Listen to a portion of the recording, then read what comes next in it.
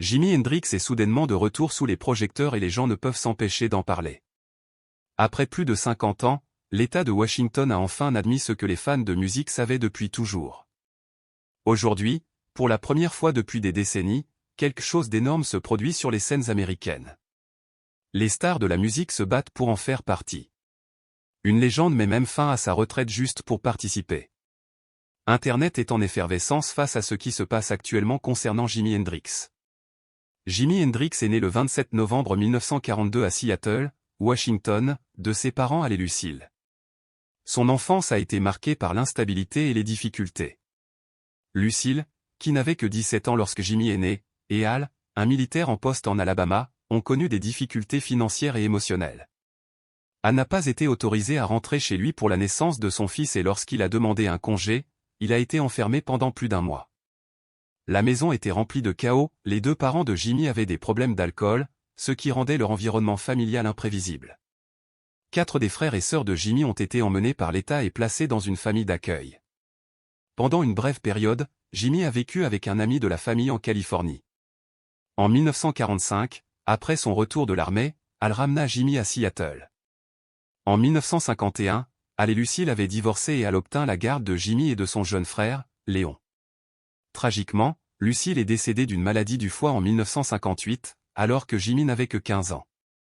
Al, cependant, a refusé de laisser les garçons assister aux funérailles de leur mère, choisissant plutôt de leur donner du whisky avec le message « C'est ainsi que les hommes gèrent la perte ». C'est à cette époque que Jimi trouva du réconfort dans la musique. Il avait toujours été attiré par cela et, à l'école, il portait souvent un balai, prétendant que c'était une guitare.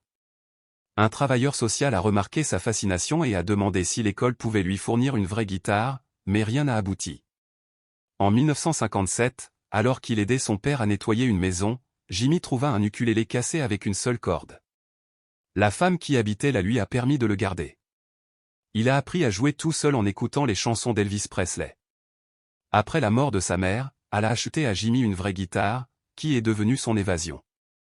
Il s'est immergé dans le blues et les débuts du rock, apprenant tout seul en cours de route. À 17 ans, Jimi abandonne ses études au Garfield High School en 1959, se consacrant entièrement à sa musique.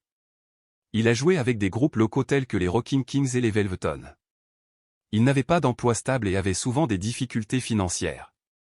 Il y avait des moments où il dormait dans des voitures abandonnées, mais il restait consacré à la musique.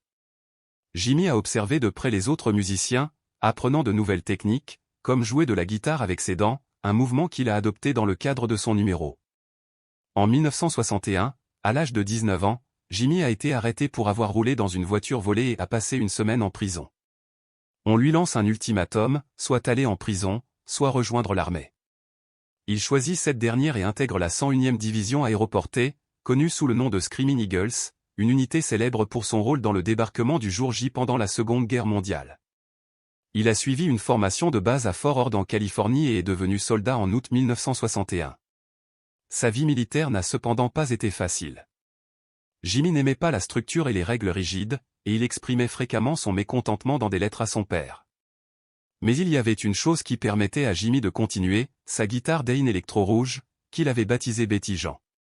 Il y jouait chaque fois qu'il le pouvait. Alors qu'il était en poste à Fort Campbell dans le Kentucky, Jimi a rencontré Billy Cox, un autre soldat qui jouait de la basse. Les deux se sont liés par leur amour de la musique et sont devenus des amis proches, formant finalement un groupe appelé King Casual. Ils se sont produits ensemble à la base et dans les villes voisines. Malgré les défis, Jimi commençait déjà à façonner son avenir. Son service militaire prend fin en 1962 après seulement 13 mois, suite à une blessure à la cheville subie lors de son 26e saut en parachute. Officiellement, l'armée a déclaré que Jimi ne pouvait plus répondre aux exigences physiques, mais des rapports suggèrent également qu'il avait des problèmes de performance, notamment des contrôles au lit, un entraînement physique défaillant et des problèmes de comportement. Malgré cela, il a reçu une décharge honorable. Après avoir quitté l'armée, Jimi et Billy Cox ont déménagé à Clarksville, Tennessee, pour continuer à faire de la musique. Ils gardent le nom de King Casual et commencent à jouer dans de petits clubs. C'est à cette époque que Jimi a commencé à développer son style. Étant gaucher, il jouait de la guitare pour droitier à l'envers. Il a également commencé à incorporer des astuces comme jouer derrière sa tête et avec ses dents.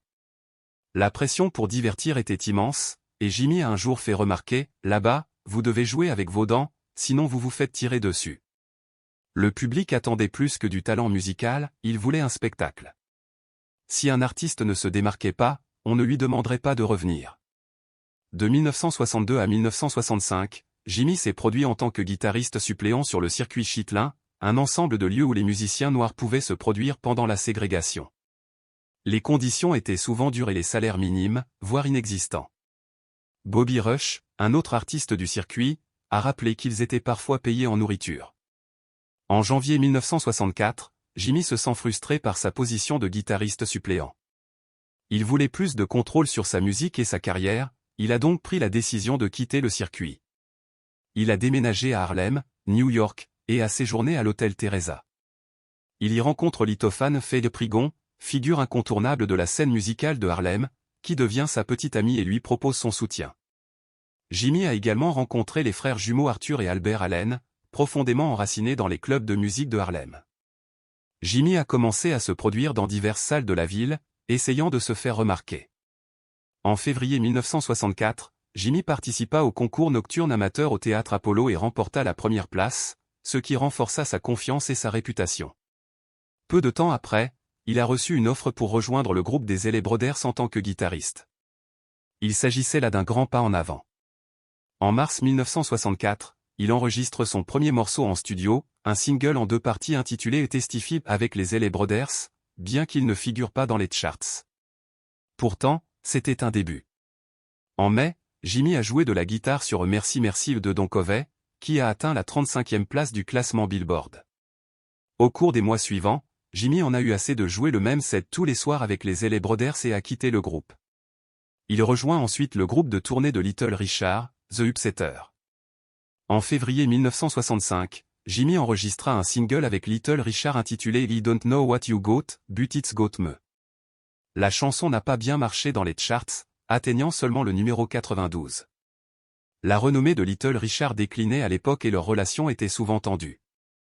Les deux se sont souvent affrontés à propos de la présence scénique flashy de Jimmy, qui contrastait avec l'image plus traditionnelle de Richard.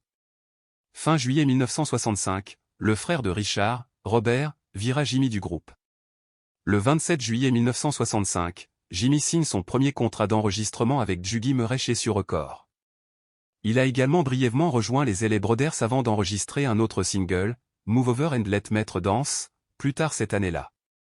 En octobre 1965, Jimmy rejoint le groupe R&B de Curtis Knight, The Squire. Il a enregistré How Should You Feel avec Knight le même mois, mais à ce moment-là, Jimmy avait déjà signé un contrat de 2 ans avec Sur Record. Sa carrière commençait à prendre de l'ampleur et il s'impliquait dans divers projets, jouant avec différents artistes et enregistrant de nouveaux morceaux. En 1966, Jimmy était prêt à quitter la scène R&B. Il a déménagé à Greenwich Village, New York, une plaque tournante de l'énergie créatrice. Là, il forme un nouveau groupe, Jimmy James and the Blue Flame, qui comprend Randy California, qui forme plus tard le groupe Spirit. Ce fut le début du Jimi Hendrix que le monde allait connaître. Les Blue Flame ont joué partout à New York et Rhys a utilisé ses concerts pour façonner son son. Il a commencé à expérimenter de nouveaux styles et mouvements scéniques. En septembre 1966, le groupe joua certains de ses derniers concerts ensemble au Café Ogo à Manhattan, en tant que groupe de sauvegarde d'un chanteur nommé John Hammond. Le 24 septembre 1966, Jimi Hendrix arrive à l'aéroport de Londres avec presque rien. Il avait des vêtements de rechange, des bigoudis, une guitare et $40 empruntés en poche. L'aéroport venait d'être rebaptisé Heathrow. Rhys ne le savait pas encore, mais ce voyage allait changer sa vie. Plus tôt cet été-là, il avait donné de petits concerts à New York sous le nom de Jimmy James. Un soir au Café Wa de Greenwich Village, l'ancien bassiste des Animals, Chas Chandler, l'a vu jouer. Chandler était à la recherche de nouveaux talents. Quand il a vu Hendrix jouer, il a su qu'il avait trouvé quelque chose de spécial. À peine 12 jours après l'arrivée de Jimmy à Londres, la Jimi Hendrix Experience a vu le jour. Cela s'est produit le 6 octobre 1966. Chandler a rapidement fait appel à des musiciens et a rencontré Noel Redding lors d'une audition pour The New Animal. Jimmy aimait la façon dont Redding comprenait la progression du blues et admirait sa coiffure inhabituelle. Pour le batteur, Chandler a appelé Mitch Mitchell. Mitchell venait d'être renvoyé de Georgie Fame et des Blue Flames, et lui et Jimmy se sont liés par leur amour commun pour le rythme et le blues. Chandler a également contribué à créer l'image de Jimmy, suggérant un changement d'orthographe de « Jimmy » à « Jimmy ». Le nouveau nom était différent et avait un style plus unique.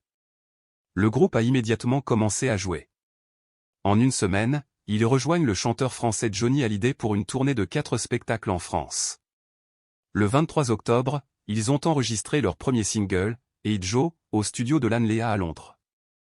Moins d'un mois s'était écoulé depuis l'arrivée de Jimmy en Angleterre, mais l'enregistrement n'a pas été de tout repos.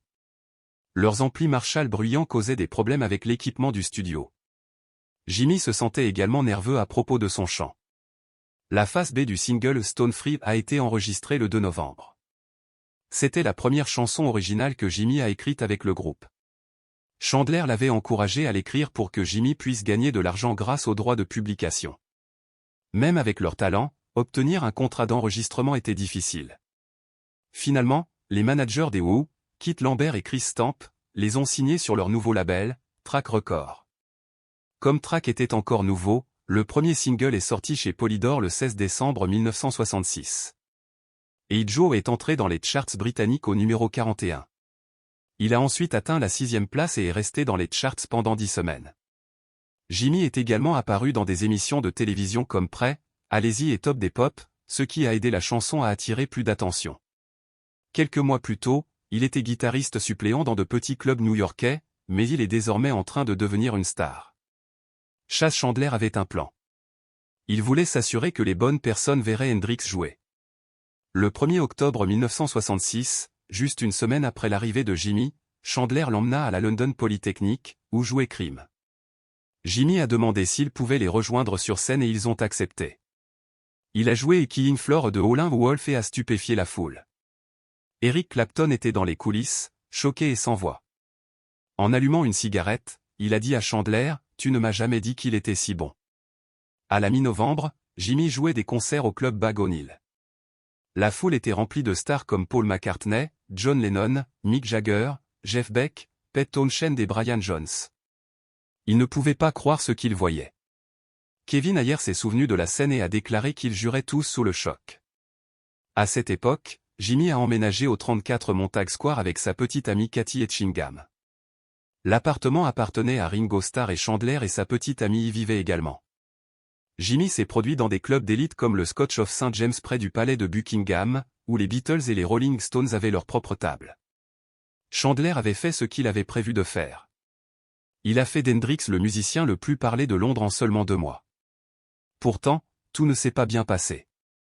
Jimmy était passionné et avait des opinions bien arrêtées sur la façon dont sa musique devait sonner. Lors des premières sessions studio de Hey Joe, Chandler lui a demandé de baisser le volume de ses amplis. Cela a provoqué une explosion majeure. Jimmy a crié qu'il ne pouvait pas travailler dans un endroit comme celui-là, disant qu'il ferait aussi bien de retourner à New York. Chandler est resté calme. Il venait tout juste de rentrer du bureau des visas et avait dans sa poche le passeport et le billet d'avion de retour de Jimmy. Il les a placés sur la table de mixage et a dit « Allez, allez. Retour en Amérique. » Dans une autre version, il a simplement dit « Faites chier. » Jimmy l'a regardé, a ri et a dit « Très bien, vous avez bluffé. » Ce moment a donné le ton sur la façon dont ils travailleraient ensemble. Jimmy exigeait la liberté et Chandler lui laissait de l'espace, mais s'assurait également que les choses restaient sur la bonne voie. Le véritable tournant a eu lieu le 18 juin 1967, au Monterey Pop Festival. C'était une nuit chaude. Hendrix était devenu une sensation à Londres, mais aux États-Unis, la plupart des gens ne connaissaient toujours pas son nom. Ils savaient que cette performance pouvait tout changer. Les Who venaient de terminer leur set en brisant leurs instruments. Jimmy devait faire quelque chose d'encore plus grand. Avant de continuer, il a demandé de l'essence à briquet à un machiniste. Il l'a caché derrière son amplificateur. Brian Jones des Rolling Stones l'a présenté au public. Jimmy a terminé son set avec Wild Thing. Il s'est mis à genoux, a fait un saut avec sa guitare et a dit dans le micro « Je vais sacrifier quelque chose que j'aime vraiment, mec. » Puis il a versé l'essence à briquet sur sa Stratocaster et y a mis le feu. Il l'a brisé cette fois et a jeté les morceaux brûlants dans la foule. Le photographe Ed Karaef a capturé ce moment et l'image est devenue l'une des photos les plus célèbres de l'histoire du rock. Cette nuit-là, Hendrix est devenu une star dans son propre pays. L'écrivain musical Robert Christgau a déclaré plus tard que cette performance avait introduit un style de guitare si puissant et si nouveau que personne ne l'a égalé depuis. Le premier album de Hendrix a également fait des vagues. Êtes-vous expérimenté est sorti au Royaume-Uni le 12 mai 1967. Il est resté dans les charts britanniques pendant 33 semaines et a atteint la 2e place, juste derrière le Sergent. Groupe du Pepper's Lonely Hearts Club. La version britannique n'incluait pas A Purple Haze, et Joe ou The Wind Cry Mary. Au lieu de cela, il présentait des chansons comme Red House, qui montraient les racines blues de Hendrix. Hendrix n'aimait pas la pochette de l'album britannique. Après son succès à Monterey, Reprise Records sort une nouvelle version de l'album aux États-Unis le 23 août 1967. La sortie américaine contenait différentes chansons et une nouvelle pochette psychédélique de Carl Ferry. Cette version comprenait les singles à succès mais supprimait Red House, Remember et Can You See Me. Purple Haze n'a atteint que la 65e place du classement des singles américains, mais l'album lui-même est devenu un énorme succès sur la radio FM Underground. Il a grimpé au 5e rang du classement des albums Billboard et y est resté pendant 106 semaines. 76 de ces semaines ont été dans le top 40. Il a également atteint le numéro 10 du classement Billboard R&B et y est resté pendant 70 semaines. Reprise a dépensé $20 000 pour promouvoir l'album, une somme énorme à l'époque. En 1968, Hendrix est au sommet de sa gloire. Le 16 octobre, il a libéré Ladyland Electric. C'était un double album, et le premier qu'il avait entièrement produit lui-même. C'est devenu son seul album à atteindre la 1re place des charts Billboard. Des chansons comme Voodoo Child, Slight Return, Crosstown Traffic et sa reprise de All Along the Watchtower de Bob Dylan montraient le chemin parcouru par sa musique. Sa version de Watchtower est devenue son seul hit dans le top 20 du Billboard Hot 100. Même Dylan a déclaré qu'Hendrix avait trouvé dans la chanson des choses auxquelles personne d'autre n'aurait pensé. Cet album était aussi le signe d'une tension croissante. Hendrix avait mis fin à sa relation de travail avec Chas Chandler, l'homme qu'il avait amené pour la première fois en Angleterre. Il voulait plus de contrôle. Il est devenu tellement concentré sur le son qu'il jouait souvent lui-même de la basse à la place de Noel Redding. Son perfectionnisme prenait le dessus. En 1968, lui et son manager, Michael Jeffrey, achètent le Hall Generation Club à Greenwich Village. Au début, ils avaient prévu de le rouvrir en tant que salle de concert, mais ils ont ensuite réalisé qu'Hendrix dépensait près de $300 000 par an en studio. Ils ont donc décidé de construire leur propre studio. Ils l'ont appelé Electric Lady Studio. Il a été conçu par l'architecte John Storick pour correspondre au style d'Hendrix. Les pièces n'avaient pas d'angle vif.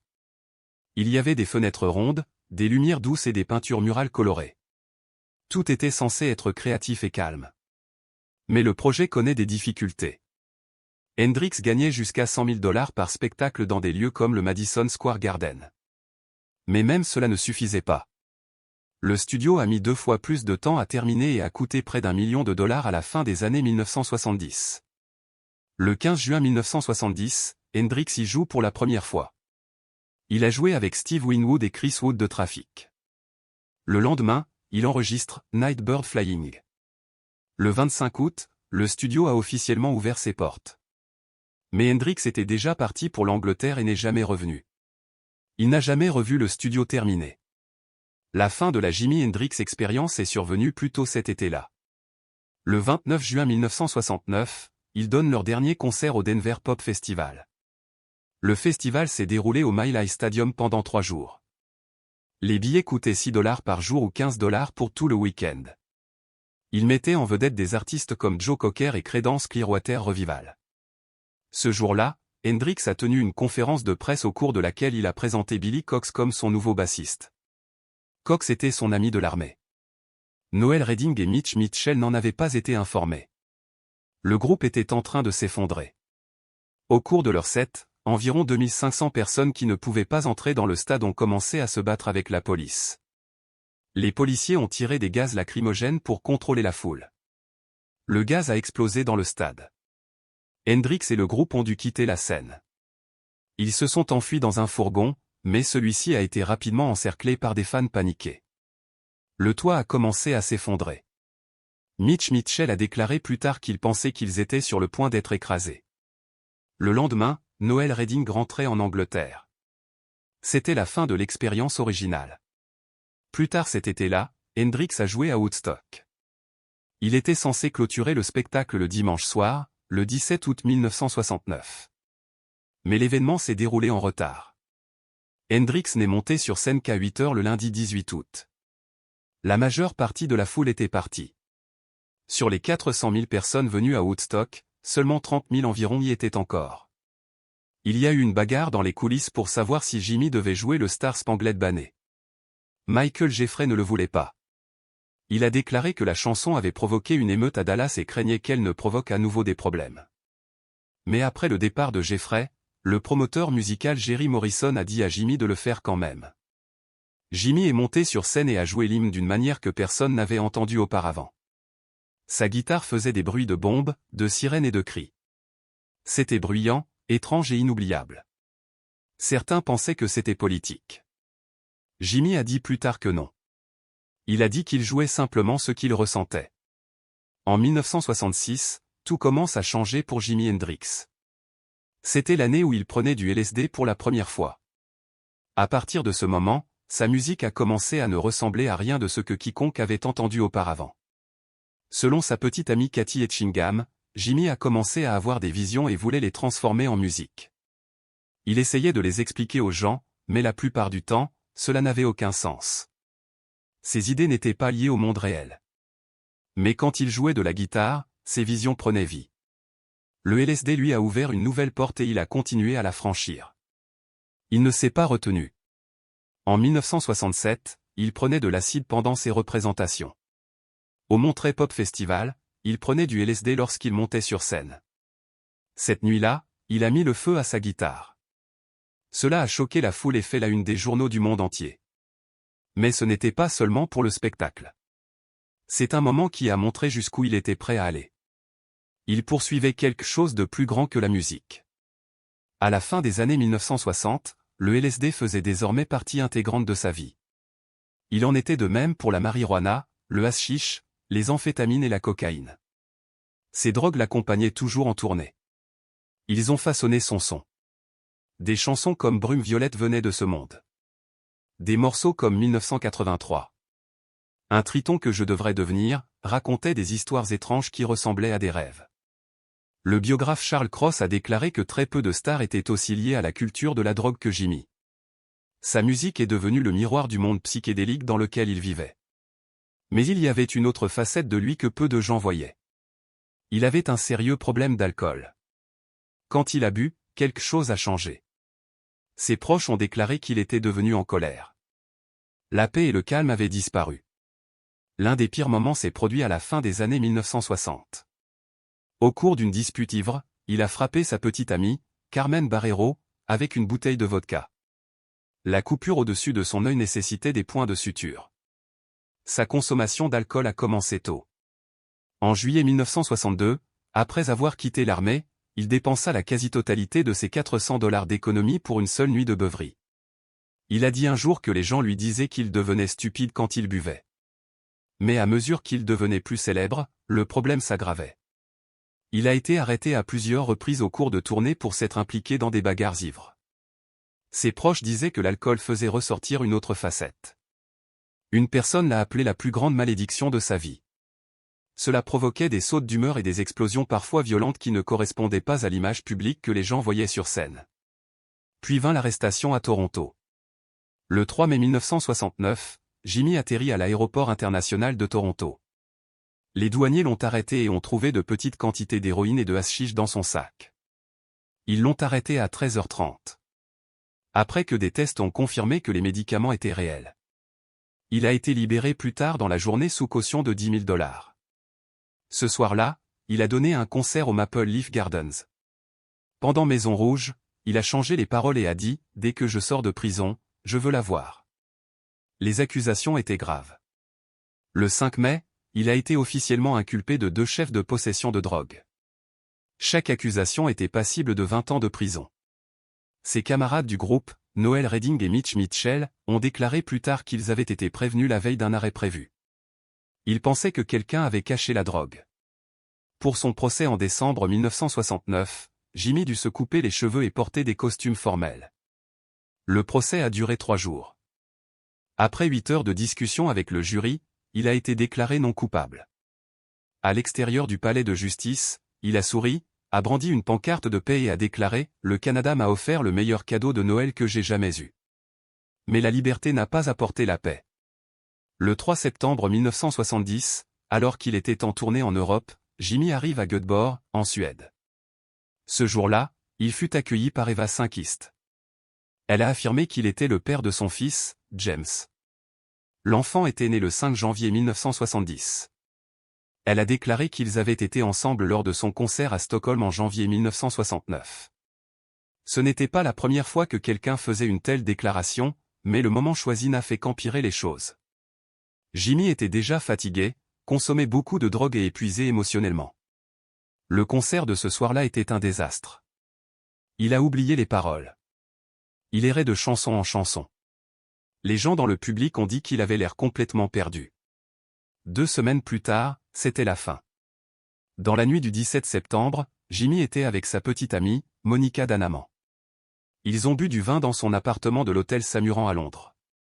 Après être allés à une fête, ils sont revenus vers 3 heures du matin. Monica a déclaré plus tard qu'ils avaient parlé jusqu'à environ 7 heures du matin, puis qu'ils s'étaient endormis. Quelque temps après, Jimmy a pris 9 somnifères Vespé. C'était 18 fois la dose normale. Le médicament était si puissant qu'il a ensuite été interdit dans de nombreux pays.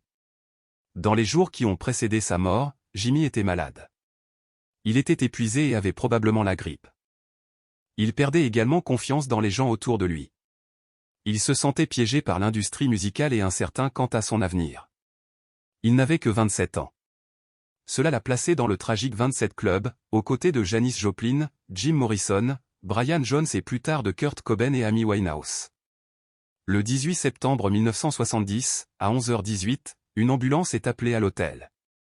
Il est arrivé 9 minutes plus tard. L'équipage a trouvé la porte ouverte. Le feu de gaz était toujours allumé.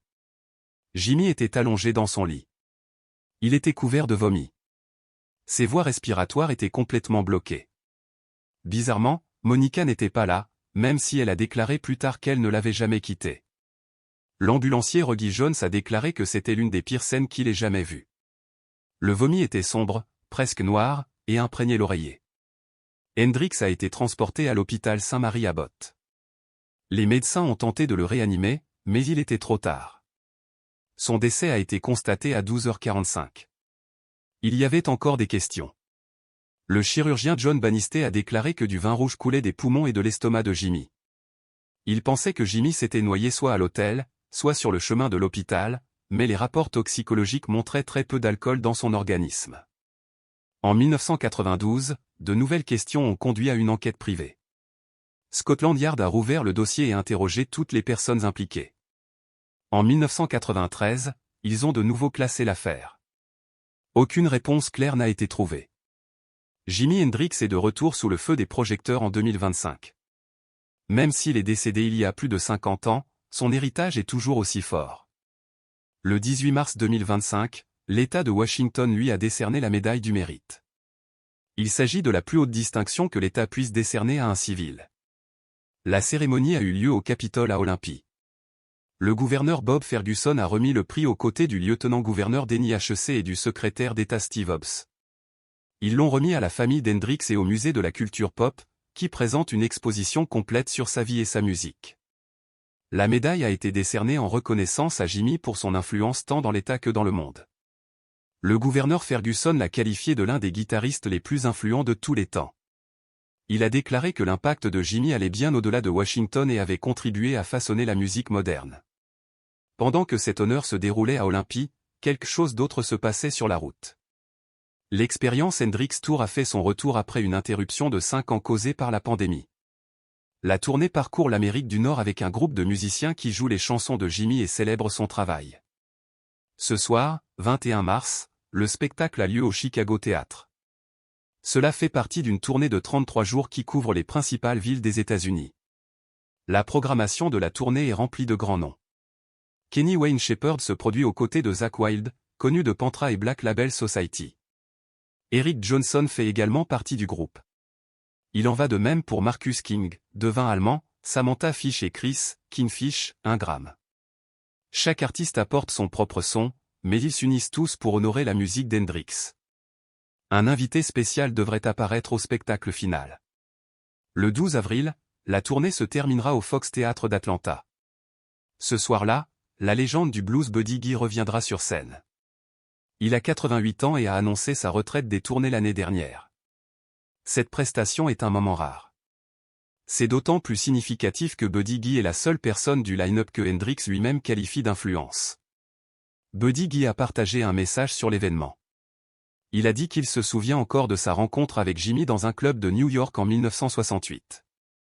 Il a dit qu'ils étaient devenus amis et il était reconnaissant pour ce souvenir. Il revient maintenant pour se produire une dernière fois en l'honneur d'Hendrix. John McDermott travaille en tant que directeur du catalogue de l'entreprise. Il a récemment déclaré que tout ce qu'ils font revient toujours à la musique. Il a expliqué que Jimmy est la raison pour laquelle l'entreprise existe.